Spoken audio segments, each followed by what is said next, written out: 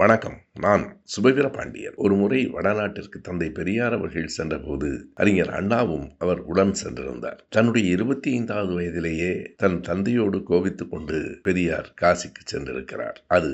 அதற்கு பிறகு தலைவரான நிலையில் தந்தை பெரியார் அவர்கள் வடநாட்டு பயணம் மேற்கொள்கிறார். அறிஞர் அண்ணாவும் உடன் செல்கிறார். காசிக்கு அருகில் இருக்கிற சாரநாத் என்னும் இடத்திற்கு போகிறார்கள். அங்கேதான் புத்தரின் தோட்டம் இருக்கிறது. அந்த புத்தரின் தோட்டத்துக்கு போகிற வழியில் வேப்ப மரமும் மாமரமும் அடுத்தடுத்து இருக்கின்றன. அறிஞர் அண்ணா நினைத்துக் கொள்ளுகிறார், வாழ்வில் இன்பமும் துன்பமும் சேர்ந்தேதான் இருக்கும் என்பதை உணர்த்துவதற்காக இப்படி செய்திருக்கிறார்கள் போலிருக்கிறது என்று. அங்கே அந்த தோட்டத்திற்குள் நுழைந்தால் ஜப்பானியர்கள் கொடுத்த ஒரு மிகப்பெரிய மணி ஒன்று தொங்கிக் கொண்டிருக்கிறது. அவருக்கு ஒரு வருத்தம் இருக்கிறது. இத்தனை அரிய தத்துவத்தை தந்த புத்தனை ஆரிய நாகங்கள் அழித்து விடுவதற்கு இந்திய மண் இடம் கொடுத்து விட்டதே என்கிற கோபம். ஆனாலும் புத்தர் ஒரு புன்னகையோடு இருக்கிறாரே என்று எண்ணி பார்க்கிறார். வேறு ஒரு காரணமும் இல்லை. இதோ தாடி வைத்துக் கொண்டு உன் அருகிலே ஒருவர் இருக்கிறாரே, நான் செய்த வேலையைத்தான் அவர் செய்து கொண்டிருக்கிறார், மகிழ்வாக இரு என்று புத்தர் சொல்லுவது போலவும், அதனால் தான் அவர் புன்னகையோடு இருப்பது போலவும் அண்ணா